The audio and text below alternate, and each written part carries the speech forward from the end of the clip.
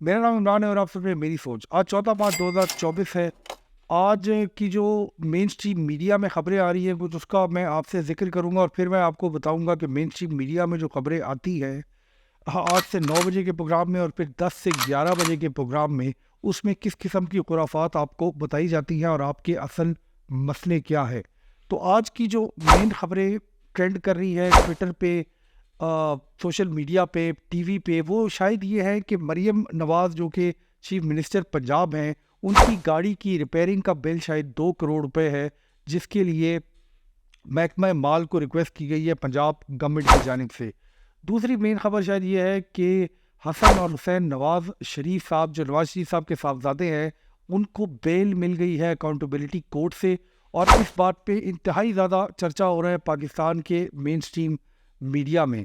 मैं आपको ये बताना चाहता हूँ कि पाकिस्तान के शायद किसी भी आदमी के ये मसले नहीं है कि मरीम नवाज़ की गाड़ी, और वैसे बाय द वे वो मरीम नवाज़ की गाड़ी नहीं है। ये जो गाड़ी जिसकी रिपेयरिंग का बिल दिया गया है या जिसकी आरइश का बिल दिया गया है, वो हुकूमत पंजाब की गाड़ी है। और मैं आगे चल के आपको बताता हूँ कि हुकूमत पंजाब के पास ना सिर्फ बहुत सी गाड़ियाँ हैं, बल्कि हुकूमत पंजाब के पास शायद एक हेलीकॉप्टर भी है और शायद एक हवाई जहाज़ भी है। और वो हुकूमत पंजाब जो भी इस पंजाब की हुकूमत का चीफ मिनिस्टर होता है, वो उसके इस्तेमाल में आती है, चाहे वो मरीम नवाज़ हो या मरीम नवाज़ से पहले बुज़दार साहब थे। और उसके अलावा जो दरमियान में पीडीएम की हुकूमत आई और जो निगरान हुकूमत थी, उनके भी चीफ मिनिस्टर्स के ये गाड़ियाँ और ये जहाज़ इस्तेमाल में रहे। तो इस सवाल को ऐसे उठाया जाता है पाकिस्तान में जैसे कोई टैबलॉइड मीडिया होता है। वैसे बाय द वे अंग्रेज़ी में और वेस्ट में इस तरह की प्रेस को गटर प्रेस कहते हैं कि आवाम के अंदर एक चीज़ ट्रेंड हो रही है और उसको उठा के आप मेन स्ट्रीम में ले आएँ, ताकि आपको एडवर्टाइजिंग रेवेन्यू ज़्यादा मिले और शायद आपकी व्यूअरशिप ज़्यादा हो और लोगों के जो असल मसले हैं उनसे लोगों को दूर कर दिया जाए। मैं एक मिनट से फिर मसले पे ये बात करूँगा कि पाकिस्तान के जितने भी जर्नलिस्ट हैं, इन्वेस्टिगेटिंग जर्नलिस्ट, वो ज़रा ये हिसाब लगाएं कि ये 8 से 9 बजे की जो प्रोग्रामिंग होती है और 10 से 11 बजे की जो प्रोग्रामिंग होती है मेन स्ट्रीम मीडिया में, इनका कलेक्टिव एडवर्टाइजमेंट रेवेन्यू क्या जनरेट होता है। और उस जनरेशन को अगर आप टोटल करें तो मुझे यकीन है कि हर महीने एक हेलीकॉप्टर तो उस रेवेन्यू से आ सकता है। और उस रेवेन्यू को जो एडवर्टाइजमेंट से इन प्रोग्रामों को मिलता है, लेने के बावजूद हमें किस किस्म की खबरें सुनाई जा रही हैं टीवी पे, किस किस्म के तजिए सुनाए जा रहे हैं टीवी पे, ऐसे लगता है कि ये मजाक पिछले कई सालों से हमारा मीडिया हमारे साथ कर रहा है। और वो लोग जो हमारे एंकर्स हैं और हमारे एनालिस्ट हैं, वो इस मजाक के मेन कैरेक्टर्स हैं। वैसे अगर जिन लोगों को चीफ मिनिस्टर पंजाब की गाड़ियों पे तकलीफ़ है, पंजाब के अंदर रहने वाले लोग, वो ज़रा अपने शहरों में, चाहे वो फैसलाबाद में रहते हो, चाहे वो सियालकोट में रहते हो, चाहे वो गुजरांवाला में रहते हो, ज़रा गौर करें कि आपके शहर का जो डिप्टी कमिश्नर है वो किस किस्म की गाड़ी में फिरता है। मुझे यकीन है कि उसकी गाड़ी को देख के भी आपको अंदाज़ा हो जाएगा कि पंजाब गवर्नमेंट जो है वो अपने अफसरों के लिए किस किस्म की गाड़ियों पे खर्चा करती है। मगर ये भी मसला जो है ये पाकिस्तान के एक बड़े मसले का बहुत छोटा सा हिस्सा है। मैं आपको बताता हूँ कि पाकिस्तान का असल मसला क्या है। पाकिस्तान का असल मसला ये है कि हमारे जो नए आने वाले फाइनेंस मिनिस्टर हैं मोहम्मद औरंगज़ेब साहब, उनके सामने क्या चैलेंजेस हैं। ये जो हुकूमतें आपके सामने आती जाती रही हैं, यानी 2008 में पाकिस्तान पीपल्स पार्टी की गवर्नमेंट, 2013 में पाकिस्तान मुस्लिम लीग नवाज़ की गवर्नमेंट, 2018 में इमरान खान साहब की पीटीआई की गवर्नमेंट और उसके बाद पीडीएम गवर्नमेंट, ये चारों मुंतखब हुकूमतों के जो कर्ज़े थे, उन कर्ज़ों को वापसी कैसे होनी है। मोहम्मद औरंगज़ेब साहब जो हमारे नए फाइनेंस मिनिस्टर हैं, उनके सामने ये सबसे बड़ा चैलेंज है। और मैं आपको ये नंबर शायद एक पिछली वीडियो में भी दे चुका हूँ, ये नंबर मैं आपको दोबारा देना चाहता हूँ ताकि जो सुनने वाले हैं, पाकिस्तान का हर फर्द इस नंबर को ज़हन नशीन कर ले कि इस मुल्क में रहने वाले लोगों ने दुनिया के पैसे देने कितने हैं। पाकिस्तान का टोटल कर्जा जो है वो 126 अरब डॉलर है, 126 बिलियन डॉलर। हमारा डेट टू जीडीपी रेशियो, हमारी जीडीपी 350 अरब की है और हमारा डेट टू जीडीपी रेशियो 77% है। हमारा 126 बिलियन में से 77 बिलियन डॉलर जो है वो गवर्नमेंट की डायरेक्ट डेट है, यानी हुकूमत पाकिस्तान ने वो कर्जा जो डायरेक्टली अदा करना है। इस 77 बिलियन के अंदर IMF, world bank, Asian development bank, Paris club वगैरह वगैरह वगैरह के पैसे देने हैं। इसके अलावा जो हमारी प्राइवेट डेट है वो इससे अलग है, یعنی وہ بانڈ اور سکک بانڈ جو پاکستان کی حکومت نے ایشو کیے ہوئے، اس پہ 6 سے 8% کا انٹرسٹ ریٹ ہم دیتے ہیں سالانہ، وہ پیسے بھی واپس کرنے ہیں۔ یہ بھی محمد اور زیب صاحب کے سامنے بہت بڑا چیلنج ہے۔ 27 ارب ڈالر جو ہے وہ ہم نے اپنے دوست چائنا کے واپس کرنے ہیں، جو ہم بار بار رول اوور کرا رہے ہیں، اور 10 ارب ڈالر ایسے ہیں جو ہمارا بائیلیٹرل ڈیٹ ہے۔ تو نمبرز کو اس طرح ختم کرتے ہیں کہ پاکستان کی FBR جو ہے وہ 9.5 ٹریلین روپیز، 9.5 کھرب روپے ٹیکس جمع کرتی ہے، جس میں سے NFC ایوارڈ کے تحت 5.4 کھرب جو ہے وہ صوبوں کو منتقل ہو جاتے ہیں۔ تو مجھے یقین ہے کہ پنجاب حکومت کے پاس ایک گاڑی ٹھیک کرانے کے بہت سے پیسے ہیں۔ مسئلہ پنجاب حکومت کے پیسے ہونے یا نہ ہونے کا نہیں ہے، مسئلہ ہماری فیڈرل حکومت کے پاس پیسے ہونے یا نہ ہونے کا ہے، کیونکہ فیڈرل حکومت ٹیکسیشن کرتی ہے، اور فیڈرل حکومت بجلی کے بل طے کرتی ہے، اور فیڈرل حکومت جو ہے وہ پاکستان میں ہونے والی انفلیشن کو کنٹرول کرتی ہے۔ تو جب آپ مین اسٹریم میڈیا پہ ان تمام اینکروں کو سن رہے ہوتے ہیں کہ وہ پنجاب کے چیف منسٹر کی گاڑی کی آرائش کو ڈسکس کریں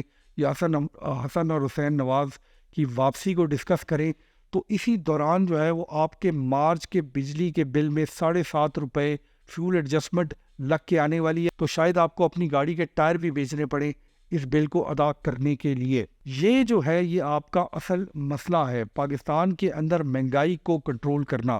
پاکستان کے اندر ڈالر ریٹ کو کنٹرول کرنا۔ دیکھیے اگر ڈالر ریٹ اس نئی حکومت میں اوپر کی طرف جاتا ہے، اور اس کی وجہ بھی ہم ڈسکس کرتے ہیں، اگر یہ اوپر کی طرف جاتا ہے تو ہر چیز کی قیمت جو ہے وہ بڑھ جائے گی، چیزوں کی قیمت بڑھنے سے پاکستان کے اندر مہنگائی زیادہ ہو جائے گی، اور مہنگائی اگر آپ IMF پروگرام میں ہیں اور آپ کی انفلیشن جو ہے وہ 40% پہ ہے، تو پاکستان میں شرح سود جو ہے وہ 20 سے 25% برقرار رہے گی، اور 20 سے 25% شرح سود میں اس سے پہلے بھی کہہ چکا ہوں اس میں کاروبار کرنا شاید ناممکن ہے۔ تو ہم اگر ڈالر ریٹ کو کنٹرول کر سکیں اور ہم اپنی انفلیشن کو نیچے لا سکیں، تو شرح سود کو 20-22% سے کم کر کے 10 سے 15% کے درمیان اگر ہم لے آئیں، تو شاید معیشت کا پہیہ پاکستان میں چل پڑے گا، اور شاید اس وقت جو ہے وہ پاکستان کے حالات میں بہتری آنا شروع ہو جائے گی۔ مگر ہمارے فائنانس منسٹر کے ساتھ SIFC special investment facilitation council جو ہے وہ ان کی ممانعت کر رہی ہے، اور مجھے امید ہے کہ ان کو یہ تمام باتیں پتہ ہیں،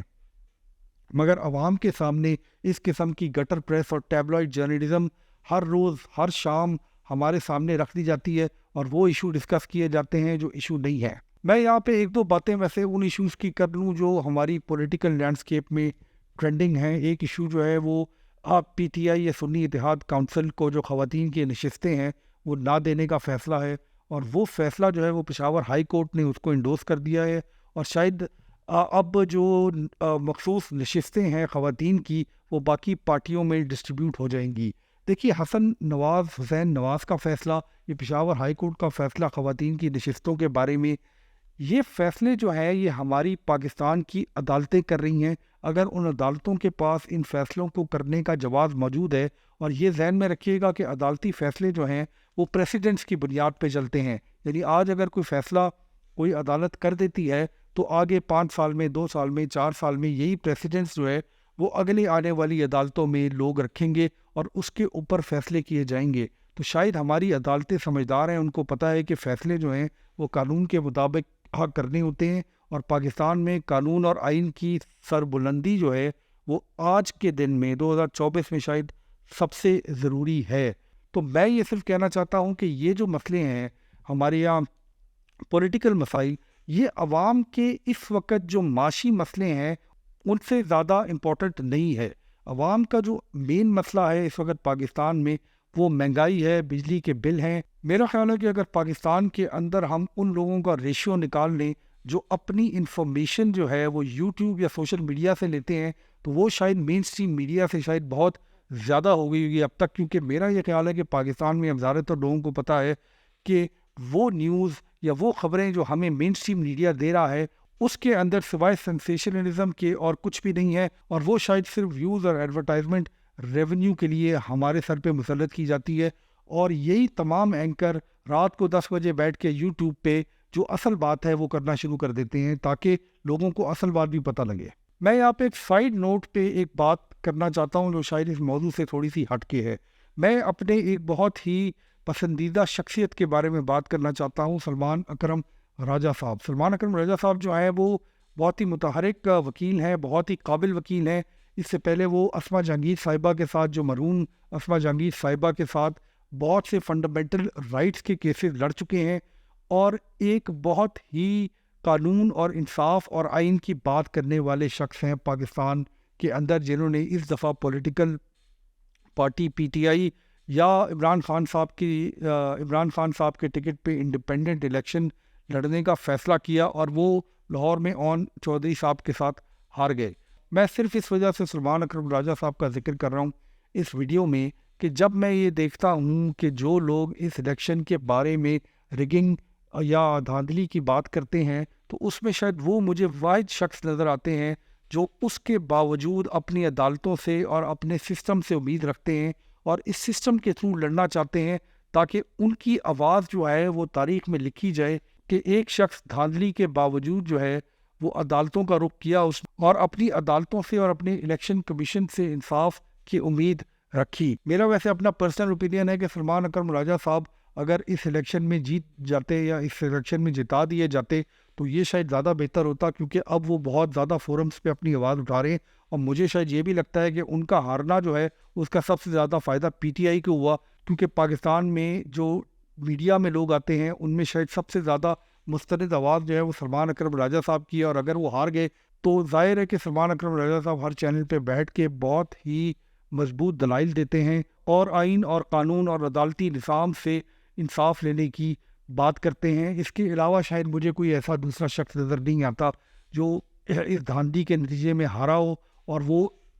آئین اور قانون کی بات کر رہا ہو اس ملک کے اندر. تو شاید سلمان اکرم راجہ صاحب اور اس طرح کے لوگوں کا پاکستان کے پولیٹیکل لینڈسکیپ پہ آنا جو ہے وہ بہت ہی اچھا شگون ہے پاکستان کی پولیٹکس کے لیے. تو میں آخر میں یہ کہنا چاہتا ہوں بھائی کہ گاڑی کی ریپیئر جو ہے وہ آپ کا مسئلہ نہیں ہے, حسن حسین کے آنا آپ کا مسئلہ نہیں ہے, یہ ہماری عدالتوں کا مسئلہ ہے, ان کو بھگتنے دیں. اگر وہ فیصلے جس طرح سے بھی مرضی کرتے ہیں وہ شاید ان کا مسئلہ ہے, یہ عوام کا مسئلہ نہیں ہے. ہمارا مسئلہ شاید مہنگائی ہے, اور ہمارا مسئلہ بے روزگاری ہے, اور ہمارا مسئلہ یہ ہے کہ ہمارے نوجوان جو ہیں پڑھے لکھے وہ پاکستان چھوڑ کے پاکستان سے باہر جا رہے ہیں. تو شاید ہمارے میڈیا میں جو لوگ ہیں مین اسٹریم میڈیا میں وہ اس بات پہ غور کریں کہ اس قسم کی ٹیبلائڈ جرنلزم کرنے کے علاوہ بھی کوئی کام کی بات کریں, ہمارے مسائل کی بات کریں, اپنی جیبیں نہ بھریں, اور اپنے ایڈورٹائزمنٹ ریونیو کو شام کو جمع کر کے روز تماشا نہ لگایا کریں. عوام اپنے میڈیا سے, عوام اپنے لائر سے, عوام اپنی عدالتوں سے,